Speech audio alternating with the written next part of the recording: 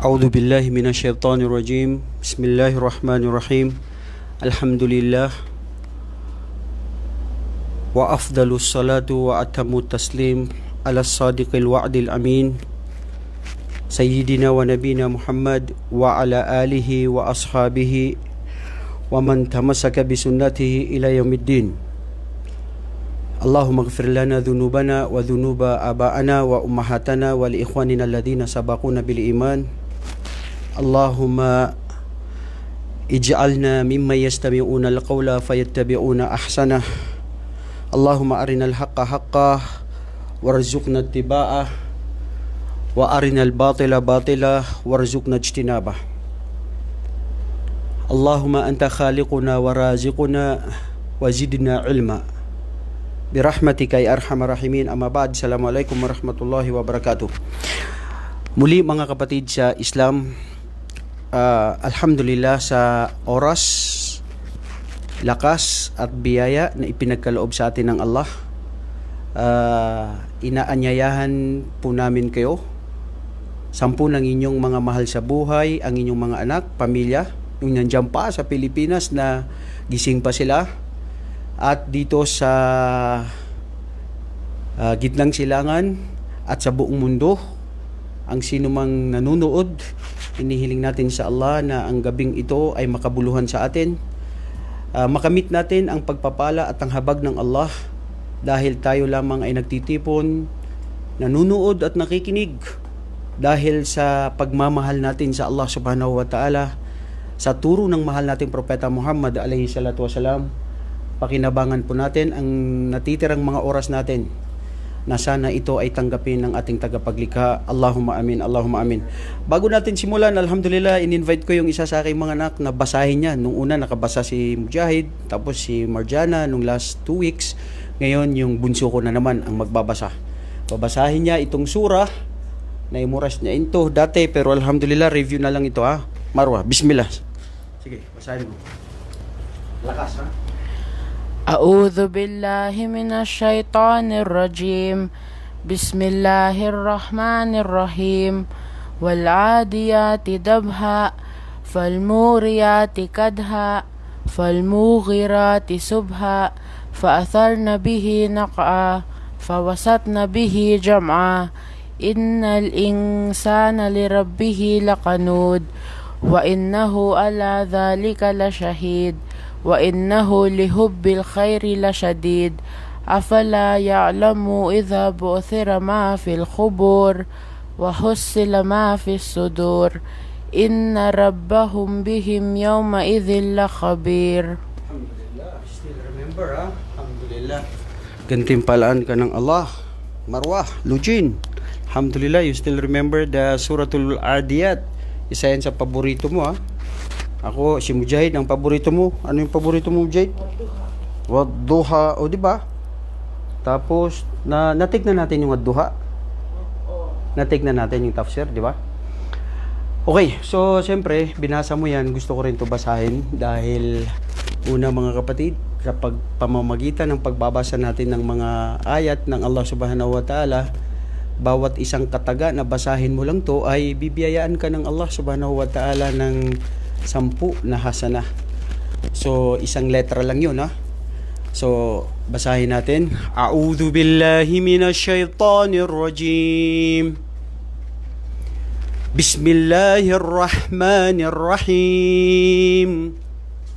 Wal'adiyati dhabha falmuriyati qadha falmughirati subha فأثرن به نقعا فوسطن به جمعا إن الإنسان لربه لكنود وإنه على ذلك لشهيد وإنه لحب الخير لشديد أفلا يعلم إذا بعثر ما في القبور وحصل ما في الصدور إن ربهم بهم يومئذ لخبير.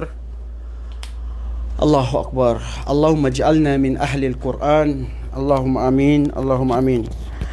Okay, mga wata. Alhamdulillah, nung last week, nakuha natin yung tungkol saan, Mujahid? Tungkol saan? Anong kinuha natin last week? Di mo naalala? Anybody who can remember last week? What did we take last week? Yung araw ng Ashura. Di ba? Dapat kukunin natin tafsir, ito yun. Pero dahil araw ng Ashura, so ginawa natin munasaba at dapat siya sa oras na yun dahil para nababagay sa oras. So alhamdulillah, natapos natin ang tungkol sa suratu yung kahalagaan ng araw ng Ashura. Ngayon, itong paborito mo na aya, Marwa, isa rin ito sa paborito ko. Napakaganda ng aya na ito. Pero kailangan lang natin ng pag-unawa at malalim na pag-unawa rito dahil kailangan maintindihan natin mabuti. Pwede natin sabihin na hindi naman siya matalinghaga, pero ito ay kailangan ng may deep understanding para maintindihan natin mabuti. Wal-adiyati dhabha. Ang kabanata o ang talatang ito, ayon sa mga pantas, mayroon silang sinabi. Ito raw ay naipadala sa Makkah, ang kabuuan ng aya na ito. Yung iba naman ay nagsabi na sila ay naipadala sa Medina.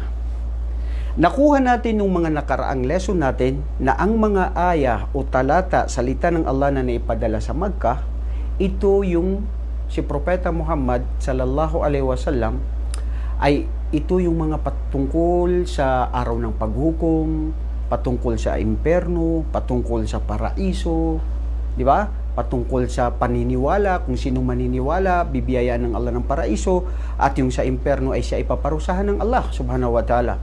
Ito yung mga targhib o tarhib na mga aya patungkol doon sa mga ayat na naipadala sa Makkah. Pag sinabing Madani, yung mga aya na Madani, ito naman yung mga aya na ipadala sa Medina, na ang patungkol dito ay ang mga aya patungkol sa pag-uutos ng Allah. Pag-uutos niya dito sa zakah, pag-uutos niya dito sa Ramadan, yung sa Hajj, yung lahat ng mga pag-uutos at yung mga mabubuting gawain, anong mga gantimpala niya. So yun ang pagkaiba ng ayatul Makki at saka Madani. Very good, Chako. Ngayon, mayroon naman nagsabi na ito ay naipadala sa Madina. Bakit? Dahil ang nagsabi dito yung sa mga kay Ali ibn Abi Talib na pinsang buo ni Propeta Muhammad, 10 ng kanyang mga kasamahan, dahil ito daw ang aya na ito ay naipadala. Sababun nuzul, the reason why this verse or this chapter was revealed to Prophet Muhammad sallallahu alaihi wasallam, because he decided to send a jaysh, grupo ng mga kasundaluhan ng mga Islam, na ang sabi nila, kasama dito si Ali radhiyallahu an, sa pumunta sa Sariyatun min Saraya al-Kinana, doon sa lugar ng Kinana o mga tribo ng Kinana. Pero ang mga munafiqun, ang mga taong naninira sa propeta, ang mga taong kalaban ng Islam sa panahon na yun, na ang propeta at ang mga Muslim ay nililiit nila, sinabi nila, ipinabalita nila na wala nang nakabalik doon sa mga jaysh na naipadala na yun. Sinabi nila na wala na, namatay na sila, kutilu kulluhum jami'an, lahat daw sila ay namatay, wala nang nakabalik, so wala nang khabar, wala nang si Samrano na dead na tutulang yaran. So kaya pakasungyaran na dead, ibig sabihin wala nang balita. Ha? Oh, wala nang balita. Ibig sabihin hindi totoo yung pumunta doon, hindi sila nag-succeed sa mission nila. Ang Allah subhanahu wa ta'ala ay sumumpa dito sa wal-adiyati dhabha. Ang al-adiyat, ayon sa mga pantas, ito daw, ayon sa mga scholars, ito daw ay ang mga kabayo. Yung iba, sabi nila, ito naman daw to yung mga al-khayl. Ibig sabihin, ito yung mga ibil. Yung mga ibil, yung mga kamelyo. Okay. So, intindihin mo mabuti mo, Jed. Wal-adiyati dhabha, Al-waw, wawul qasam, sumusumpa ang Allah subhanahu wa ta'ala sa mga nagraragasa o matulin na pagtakbo ng mga kabayo. Alam niyo yung mga kabayo, di ba? Yung pag tumatakbo sila ng matulin, di ba may tunog yun? Dug-dug, dug-dug, dug-dug, dug-dug. Yung dabha ay nagbubuo siya ng tunog dahil sa bilis nila. Dahil sa bilis ng mga kabayo na yon. So yung sa bilis nila, nagkakaroon siya ng tunog. Falmuriyati qadha. Ano bang Tagalog nito ng falmuriyati qadha? Sabi niya dito, falmuriyati qadha, sa mga tagapagdulot ng tilamsik ng apoy kapag ang mga paa ay kumakasikas sa pagtakbo. Naintindihan niyo yung Tagalog niya? Ha? Kumakaskas. Ayun, kumakaskas. Tilamsik. Malalim ng mga Tagalog ito. Di ba? Naintindihan nyo? Okay, kung di nyo naintindihan, importante, yun ang nakasulat dito. Ang ibig sabihin niya, dahil doon sa sound na nagpo-provide doon sa lakad o takbo na matulin ng mga kabayo sa tunog nila. Falmughiratis subha, at sa lumusob sila sa madaling araw.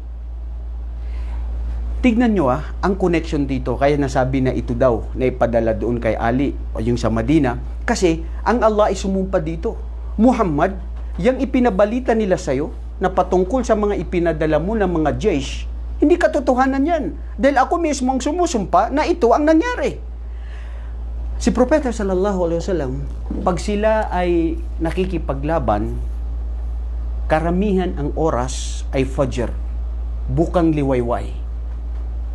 Malimit o wala, malimit lang o hindi nangyari sa kasaysayan na nakipaglaban siya, o nangyari lang yun siguro minsan lang, o indad daruri kung kinakailangan na hapon at gabi sila lumusob ng kalaban. But actually, sa fajr sila.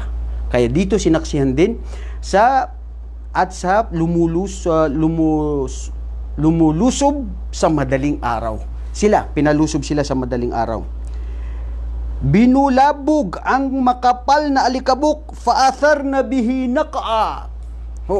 Sa dami nila, kasi ang sabi daw dito, yung mga saraya ay composed of 50 hanggang ito ay 400 na mga sundalo na kalalakihan. So between 50 and 40 o 400. So ngayon, dahil nangyari yung kanilang dahil alikabok ng lupa, dahil sa dulot ng pagtakbo ng matulin na kabayo, so nangyari yun. Subhanallah, napakalalim eh. Mamaya, pupunta natin kung paano natin ito i-connect natin dito sa mga sumunod na aya.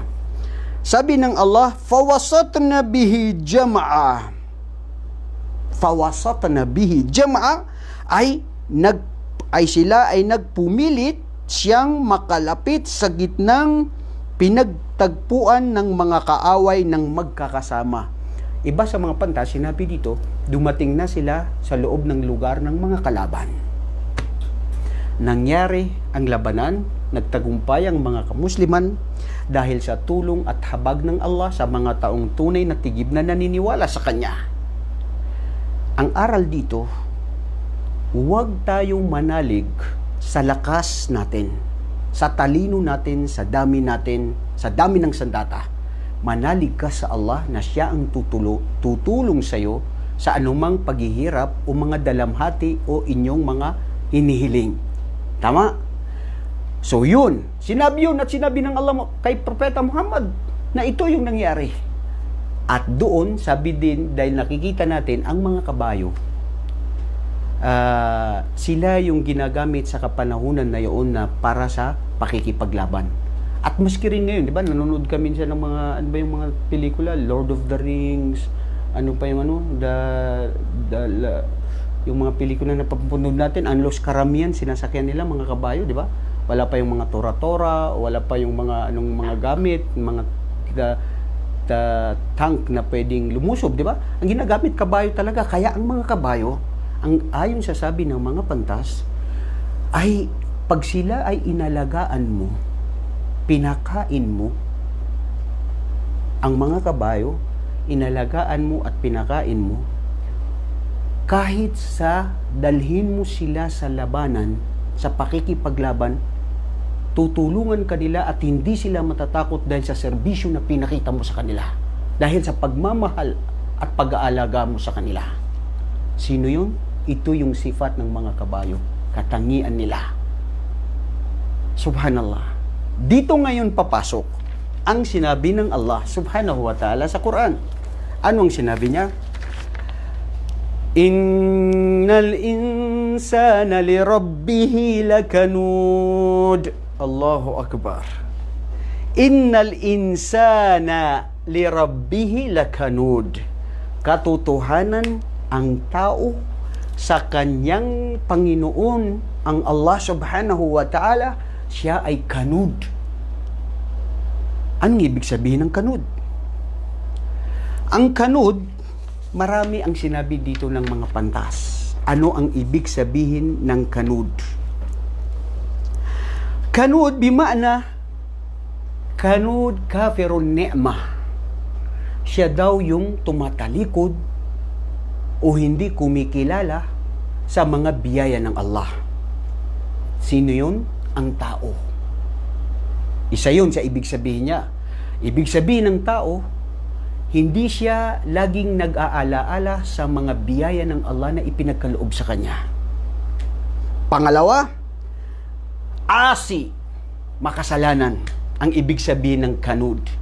Katotohanan, ang tao sa kanyang Panginoong Allah, siya ay makasalanan. Whether you like it or not, Mujahid, you are still a sinner. All of us are sinners. Nagkakamali, nagkakasala. Sa pakikipag-usap nyo lang sa magulang ninyo, kayo mismo magkakapatid dito sa bahay nagka-clash. Minsan walang respeto sa mga inuutusan. Bakit ako ganyan? Kasalanan na yun. You did not show respect to your ate. Ikaw naman, kuya, you did not respect to ganun. Pag inuutusan kayo, dapat gawin agad. Don't raise your voice to your parents, especially to your parents. Ilang beses na yan sinasabi sa inyo. At hindi ko yan sinasabi lang sa inyo, sa lahat ng mga nanonood na ating mga taga-subaybay, lalo na po yung mga anak natin. Ito ang ituro natin sa kanila, na makitungo sila ng mabuti sa kanilang mga magulang. At turuan natin ang ating mga anak ng napakagandang pag-uugali, ang magandang asal. Dahil ito lamang ang tunay na I call it the best legacy that we can give to our children. Yung pag-uugali na mabuti. At may takot sa Diyos, sa Allah. Dahil maski namatay tayo na magulang, kung nandyan ang anak mo na mabuti makitungo sa mga tao, may naiwan ka na kaalaman patungkol sa Islam, at may magandang pangaral, wallahi anta mutmain. Ano man ang ginagawa nilang mabuti, ay kasama ka doon sa libingan mo dahil sa itinuro mo sa kanila. Pero sa totoo lang, napakahirap pala mag-alaga ng mga anak. To raise the children, mararanasan nyo yan pag kayo ay lumaki na at nagkaroon kayo ng pamilya. Akala nyo, madali lang. Pag maliit kayo, walang problema eh. Ha? Padidiin ka, ayaw mo dumidi, sige, kurutin mo, tumigil ka, wala kayong kalaban-laban.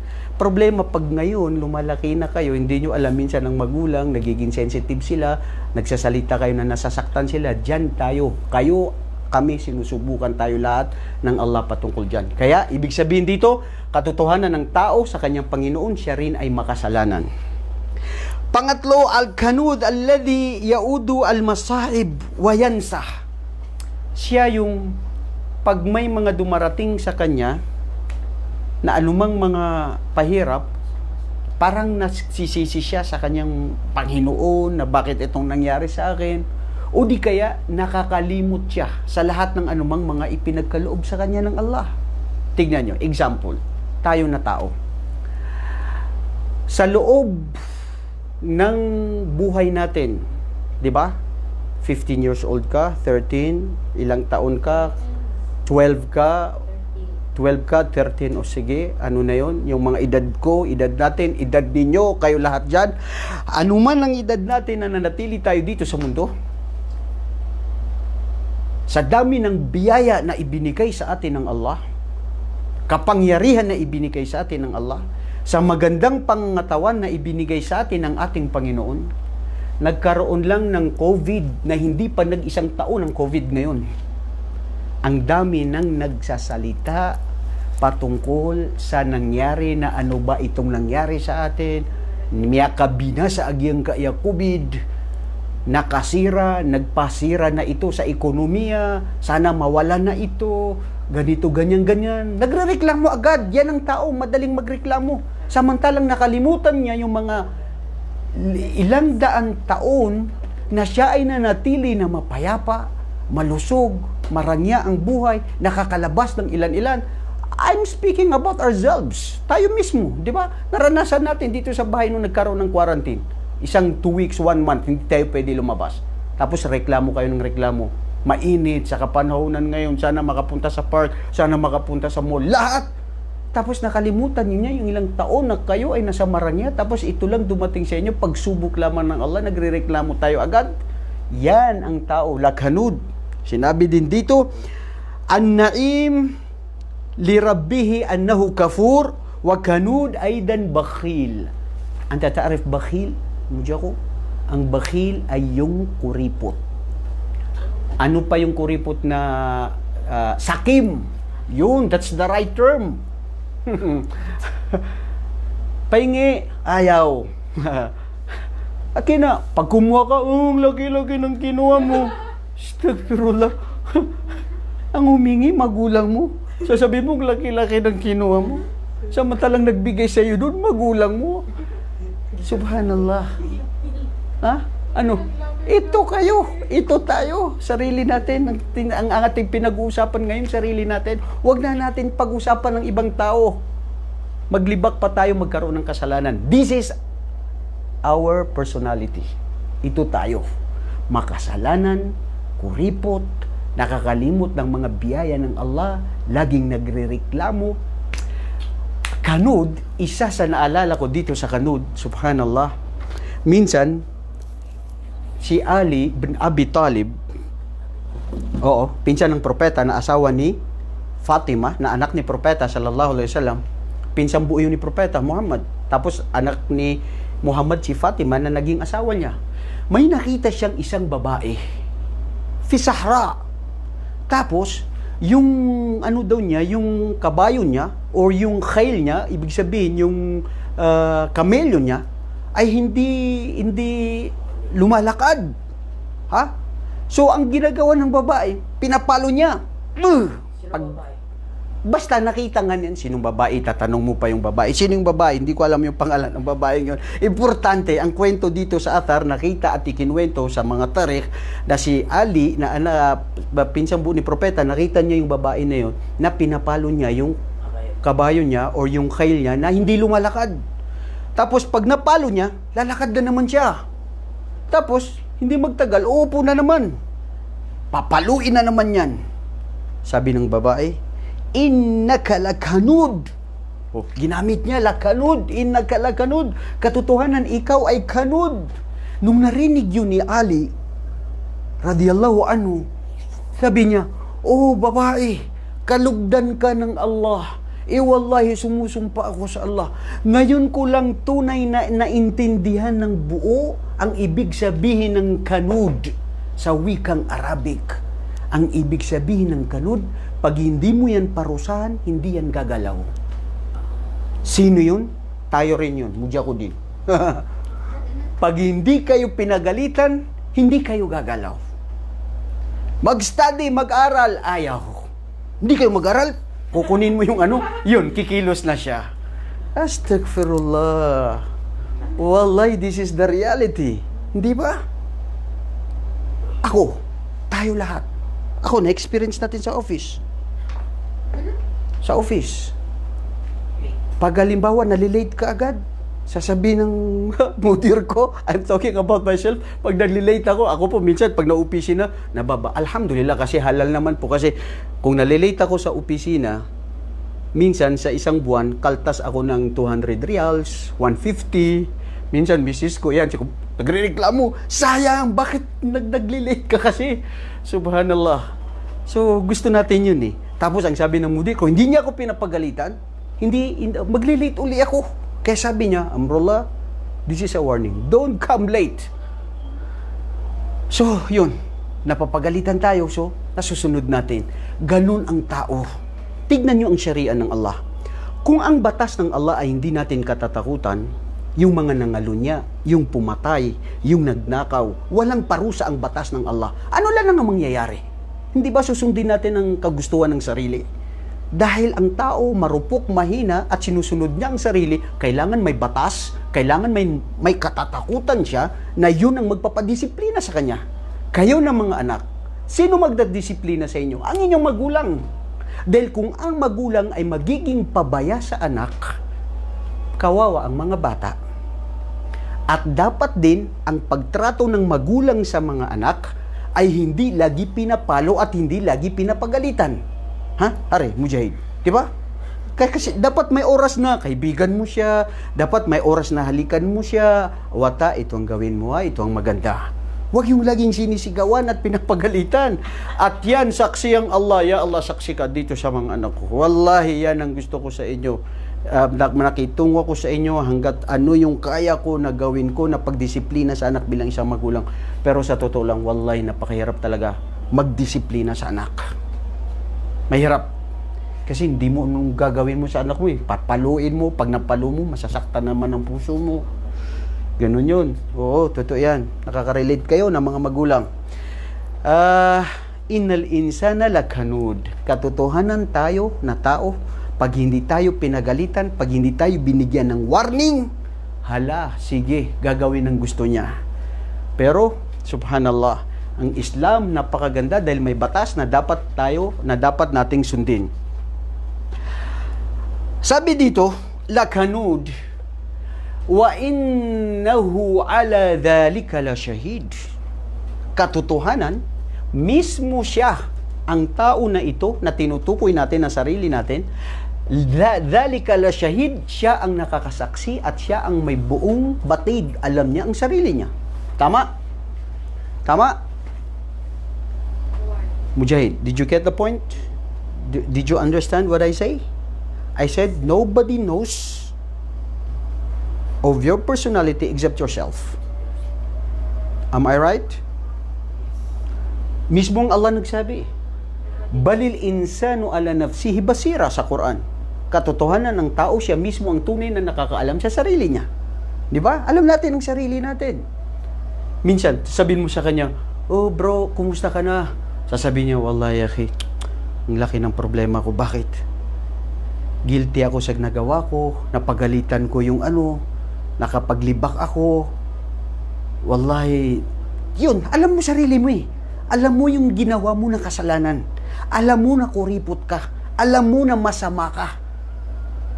Alam mo na siloso ka. Alam mo na mainggit ka. Mainggitin ka. May mga sakit ang puso mo. Alam mo na masama ka. At alam mo rin na ikaw ay mabuti. Kaya dapat ang tao i-balance niya. You know, sometimes we have to examine ourselves eh. Isulat mo anong mga kabutihan mo, ano yung mga kasamaan mo. Ano yung mga nagawa mong araw na ito na mabuti para sa Allah at ayon sa turo ni Propeta Muhammad sallallahu alaihi wasallam. Ito yung sinasabing evaluation of ourselves. Di ba? You have to be aware of yourself. Ang sabi ni Umar ibn al-Khattab, hasibu anfusakum qabla an tuhasabu. Meaning, timbangin ninyo ang inyong sarili bago kayo ay titimbangin sa araw ng paghukom. Matter of discipline. Katotohanan, ang tao, siya ang tunay na nakakabatid at nakakaalam sa sarili niya at wala ng ibang nakakaalam. Sinabi dito ng Allah, wa innahu lihubbil khairi la shadid. Allahu Akbar. Subhanallah, tignan nyo ang pahintulot ng Allah. Tignan nyo ang sinasabi niya patungkol sa atin. Para gumising tayo ng katotohanan. Magtauba sa Allah. Maging malapitin sa Allah subhanahu wa ta'ala.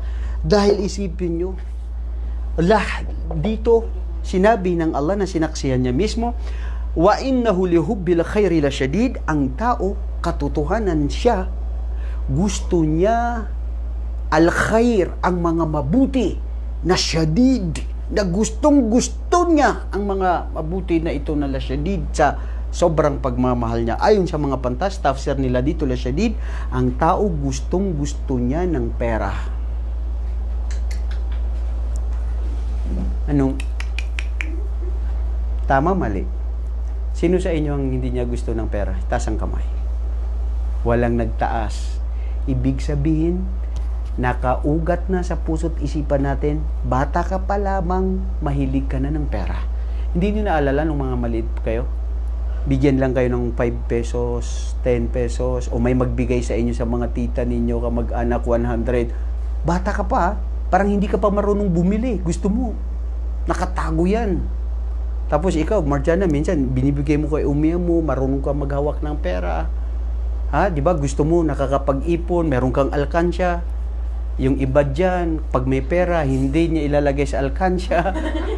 Anong gagawin niya? Kailangan ano pa, bakit nandiyan ang pera kung hindi mo ubusin? Kailangan ibili, anong makita niya, yung mata niya, busaw yung mata. Singa ka mo, Jade. Alam mo ang sarili mo. Magkakaiba kayo ng magka-personalidad ng mga magkakapatid. Astaghfirullah, Allahu Akbar. Tamo? Wa innal insana wa innahu lihubbil khairi lasyadid. Alam mo, ang Allah, binigyan tayo ng lahat na gusto natin na doon tayo susubukan. Mahal ng tao ang kanyang mga asawa. Sinusubukan tayo ng Allah sa ating mga asawa. Mahal ng tao ang kanyang mga anak. Susubukan ka ng Allah sa iyong mga anak. Mahal ng tao ang pera, kapangyarihan, lahat ng mga palamuti dito sa mundo na ipinagkaloob sa'yo. Susubukan ka doon ng Allah. Saan mo yun gagamitin? Ano ba? Mangingibabaw ang kagustuhan ng Allah na ayon ng sinabi niya itong sundin mo, o mangingibabaw ang kagustuhan ng sarili mo? Doon maglalaban.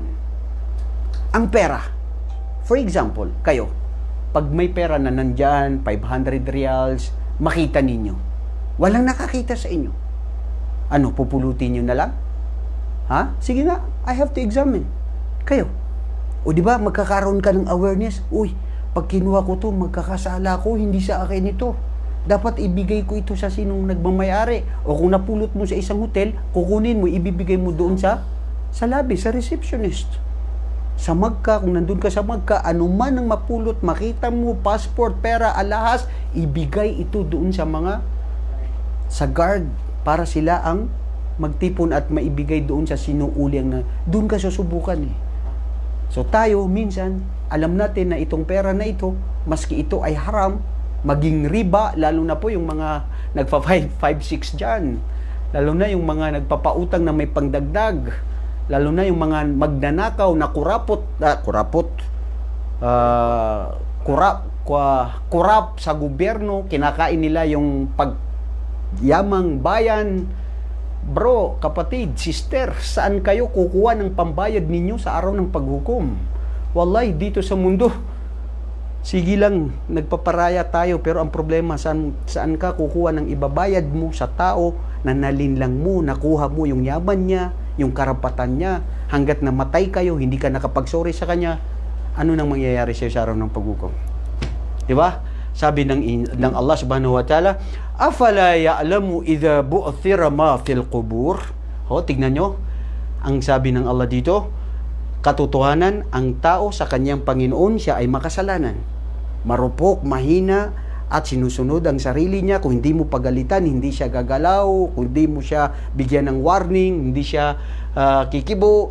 At pagkatapos ay swail at maliit lang siya magpasalamat sa Allah. Hindi siya lagi nagpapasalamat sa Allah. Katotohanan, ang tao, batid niya ang sarili niya. Siya ang tunay na nakakaalam dito. Wa inna lihubbil khairi lasyadid. At ang tao, katotohanan, yuhibbunal mala hubban jamma. Mahal na mahal niya ang pera. Kaya ang pagmamahal sa pera, limitado lang. Ang pera, ang pagmamahal, mga anak, sa pera, hindi ikaw yung dapat sobrahin mo ang pagmamahal mo sa pera, dahil minsan ang pera, ikokontrol ka niya. Nagiging Panginoon mo na ang pera. Pag kinontrol ka niya ang pera mo, ikaw ang kawawa. Lugi ka. Dahil yung pera mo na dapat ibigay sa mga hirap, kinontrol ka ng pera mo, hindi mo maibigay dahil kuripot ka. Ibigay mo na zaka, hindi mo maibigay, paparusahan ka sa araw ng paghukom sa libingan mo dahil hindi mo ibinibigay ang karapatan ng pera mo na zaka para sa Allah at para sa mga mahihirap. Tignan mo yun. At ang pera, kayamanan, ikaw ang tahrisuhu. Ikaw yung nag-aalaga. Ikaw ang nagpo-protect. Kaya mas okay yung kaalaman. Kasi ang kaalaman, pag nagkaroon ka ng kaalaman, ang kaalaman, poprotektahan ka niya. Di ba? Alam mo yung gagawin mo, alam mo yung dapat yung pera, hindi. Ikaw ang magpoprotekta sa pera, at pag marami ka pang pera, nagiging kuripot ka pa, maski gusto mo bili na isang bagay, hindi mo mabili-bili, dahil sabi mo sayang. Hanggat namatay ka na, yung pera mo nawala. O di kaya nanakaw, o di kaya nasunog. Maraming ganyan, nagtitipon lahat, bigla isang araw hindi niya alam saan napunta. Nanakaw, naitulong, nasunog. Yan, very clear yung nangyari sa atin sa Marawi. Afala ya'lamu idha bu'thira ma fil qubur, hindi ba nila alam, sabi ng Allah, doon pag sila na ay nagising sa kanilang mga libingan? Allahu Akbar. Pag ang tao nagising na sa kanilang mga libingan, o sila ay bu'thira ma fil qubur, pag sila ay dumating na ang araw ng paghukom, dahil sa pagiging pabaya nila, ano na ang mangyayari? Ay sa kubur, doon sila ay lilitisin sila doon sa kanilang kubur. Nasabi nila, namatay na pala kami. Anong nangyari sa amin sa mundo? Wala kaming nagawang kabutihan para pagsamba sa Allah. Sabi ng Allah, wahusila ma fis sudur, at ilalabas kung ano ang nandirito sa mga pusong ito. Magsasaksi ang Allah kung ano ang nasa puso. Walang nakakaalam sa puso maliban sa Allah. Ang sekreto mo, nakakaalam ang Allah. Kaya itong puso na ito, dapat lagi itong malinis, dalisay na lahat ng mabuting gagawin mo para sa Allah. Dahil wala kang pwedeng itago dito. Lahat ng alam ng Allah subhanahu wa ta'ala ang pwede mong, ano ang nandito. Minsan, gumawa ka ng kabutihan. Ito ba ay para sa Allah? Alam niya yun. Minsan, gumawa ka ng kabutihan, ito ba ay para malaman ng tao, pakinig sa tao? Alam yun ng Allah. Minsan, nagmahal ka sa mali, alam yun ng Allah. Minsan, nagmahal ka ng totoo, totoo ba yun? Wala kang sikreto na hindi alam ng Allah. Kaya bagat sinabi niya dito, Inna rabbahum bihim yawma idhil lakhabir. Wallahi, napakaganda ng aya na ito. Inna rabbahum, katotohanan, ang kanilang Panginoon, ang kanilang tagapaglikha, ang kanilang tagatustos, ang kanilang sandigan na siya yung may alam ng lahat sa kanyang mga nilikha. Bihim, rabbahum bihim yawma idhin, sa araw ng paghukom, lakhabir. Al-khabir wal-alim. Bakit hindi niya sinabi dito na alim? Katotohanan sa araw ng paghukom, ang inyong Panginoon, siya ang tunay na nakakaalam sa kanila. Al-khabir. Itong alim, maalam, maraming kaalaman. Alam niya, batid niya. Ang Allah ay alim, pero siya din ay khabir. Bakit niya binanggit dito na khabir? Dahil ang ibig sabihin ng khabir, daqiq. Yung pinakamaliit na katiting na 0% or 1% to 100%, alam yun ng Allah. Nakita niya, batid niya, narinig niya, alam niya kung ano ang nagawa ng mata. Halimbawa, yung mata mo. Yung mata mo na nakatingin ka ng masama na walang nakakita sa'yo, ikaw lang. Pero alam yun ng Allah kung saan mo itiningin yung mata mo. Yung kamay mo na inahawak mo sa bagay, na nahawakan mo lang tapos sabi mo wala naman nakakita. Alam yun ng Allah, lakhabir. Ang tainga mo, mata mo, minsan nakakakita ka ng masama, haram na ipinagbawal, pero hindi mo alam, ang Allah ay nakatingin siya sa'yo. Wallahi mga kapatid, ito po napakalaking pagsubok natin ngayon sa ating kapanahunan ay patungkol sa social media. Maghanap tayo ng mga lectures, Islamic lectures nandyan, pero naghahalo, minsan makikita mo rin dyan, ang pinaghalo ng mga haram. Ya Allah, bantayan po natin ang ating mga anak. Sarili natin, paglabanan natin ito dahil naglalaban dito ang kabutihan at saka masama. Gamitin natin, alhamdulillah, yung mga mata natin, yung ating mga tenga sa pakikinig ng lectures ng Islam, ng ating mga kapatiran sa YouTube at saka sa Facebook. Kayo po na nandiyan, na nanonood sa iba't ibang lupalop ng mundo, pagbiyayaan kayo ng Allah, patawarin tayo sa ating kasalanan at tanggapin tayo sa ating paraiso. Allahumma amin. Yan yung nagsabi na si Ali na ito daw ay naipadala sa Madina. Yung nagsabi naman na ito daw ay sa Magka is because Anong ibig sabihin ng Di ba nakuha natin, general, sa last na ano natin is yung kung ano yung aya na naipadala sa isang tao, hindi ibig sabihin doon lang sa kanya. Tama? Ibig sabihin ay pwedeng ito magamit sa kahit sino. Did you get the point? Ang punto doon, sabi ng mga mufassir sa Quran, al-ibratu bi umumil lafz la bi khususis sabab. Ang aral na makukuha ay doon sa general kung bakit yun ipinadala ang aya na yun, hindi dahil doon sa bakit na ipadala yun ay dahil doon lang sa pangyayaring yun. To make it clear, halimbawa, sa kapanahunan ni Propeta Muhammad sallallahu alaihi wasallam, may dumating sa kanya na isang tao na sinabi niya, usugo ng Allah, may isang tao na ninakaw niya ang aking yung ginagamit niya na pangkulob dito sa kanyang ulo, sa kanyang sandata. Mahal na mahal yun ng mga Arabo. Sabi ng Propeta sallallahu alaihi wasallam, saan siya? Kunin siya at putulin ang kanyang kamay. Ngayon, ipinadating sa kanya, sugo ng Allah, ito yung nagnakaw. Sabi ng propeta, sige, iano sa kanya ang kanyang kamay. Anong sinabi ng tao? Propeta ng Allah, hindi ang hangad ko na maputol ang kamay niya, pero ang hangad ko lang ay ibigay ko na lang sa kanya na sadaka. Anong sinabi ng propeta? Anong sinabi dito ng mga tao? Ibig sabihin ay, hindi yung naipadal. Dumating yung aya, wasariqu wasariqatu faqta'u aydiyahuma. Ang sino yung mga magnanakaw na kababaihan ng mga lalaki, putulin ang kanilang mga kamay. So hindi na ipadala yung aya na yun dahil doon lang. Ibig sabihin hanggang ngayon pwedeng magamit. Yun yung ibig sabihin ng kaida na al-ibratu bi umum al-lafz la bi khususis sabab. Meaning kung ano yung lesson doon gagamitin in general, hindi dahil doon lang sa. Very good, Marjana, you got the point, very deep. Jahid, nakatingin ka lang. Ano, naintindihan mo? Ha? So, did you learn something from the very beautiful, isa to, wal adiyat, di ba? Ngayon, anong koneksyon? Anong koneksyon doon? Ito ngayon ang gusto ko. Okay? Kasi nag-adan na. Ha? Mag-pray na tayo. Mapuputol na naman tayo, mga kapatid. Ano ang koneksyon doon sa al-adiyat al-dhabha? Tagdag. Ibig sabihin, ang mabilis ng mga takbo, ng mga matuli, ng mga kabayo. Tapos nasabi niya dito, ang Allah subhanahu wa ta'ala, wa innal insana li rabbihi lakanud. Anong koneksyon niya? Sinabi dito ng Allah patungkol sa bilis ng takbo, matuli ng kabayo, yung south niya, ha? 'Di ba? Yung naririnig mo, yung bilis nila, tapos yung pagparating nila doon sa Makkah, tapos kasama si Ali at saka yung mga kasamahan nila, at yung balita na yun hindi totoo. Tapos bigla niyang sinabi dito na wa innal insana li rabbihi lakanud.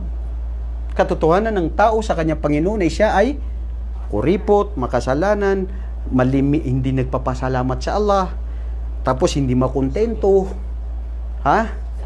sakim. Anong connection niya ngayon? Bakit nagkaugnay yun? Di ba, Mujahid, yan sinabi mo? What is the connection? What is the connection? Okay, very good, Marwa. Okay, what is the connection? Allahu Akbar. Bago tayo magtapos, anong connection? Teka lang, bago tayo magtapos ano nga ba ang insan? Ang insan, yung tao. Ginamit dito ng Allah, insan.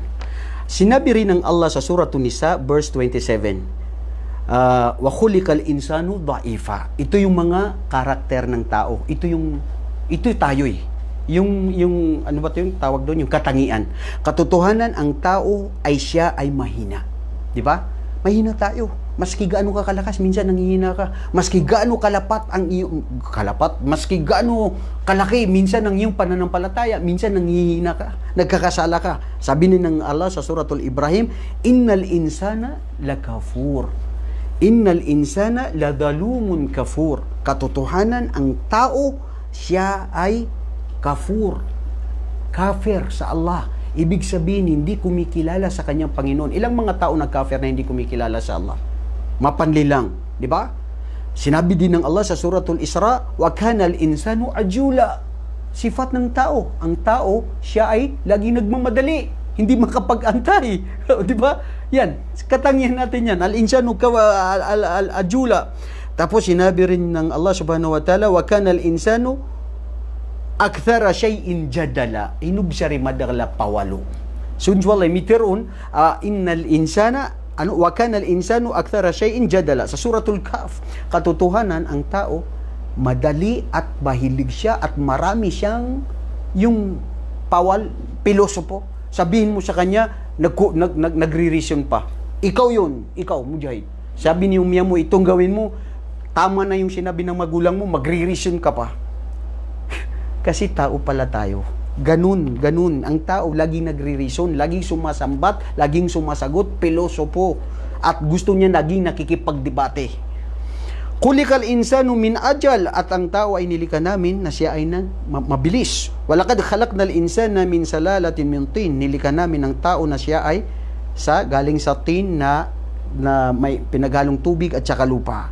Sabi rin ng Allah subhanahu wa ta'ala, فَأَمَّا الْإِنسَانُ إِذَا مَبْتَلَاهُ رَبُّهُ فَأَكْرَمَهُ وَنَعَمَهُ فَيَقُولُ رَبِّي أَكْرَمَنِ. Tignan mo, ang tao pag binigyan ng Allah ng maraming biyaya, ng mga maraming bagay na gusto niya, sasabihin niya, Alhamdulillah, ang aking Panginoon, mapagbigay, maawain, mahal niya ako.